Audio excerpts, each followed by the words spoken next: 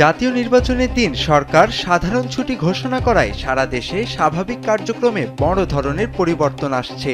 ভোটের দিন সব সরকারি অফিস, সচিবালয়, আধা সরকারি ও স্বায়ত্তশাসিত প্রতিষ্ঠান বন্ধ থাকবে। একই সঙ্গে সব ব্যাংক, বীমা কোম্পানি ও আর্থিক প্রতিষ্ঠান বন্ধ রাখার সিদ্ধান্ত নেওয়া হয়েছে। নির্বাচন উপলক্ষে শিক্ষা কার্যক্রমও বন্ধ থাকবে। স্কুল, কলেজ, বিশ্ববিদ্যালয়, মাদ্রাসা ও কোচিং সেন্টারে ক্লাস ও পরীক্ষা অনুষ্ঠিত হবে না। বেসরকারি অফিস, শিল্প প্রতিষ্ঠান এবং কর্পোরেট অফিসগুলোও বন্ধ থাকবে। স্যান্ডেলিনা সো, রূপচর্চায় আভিজাত্য।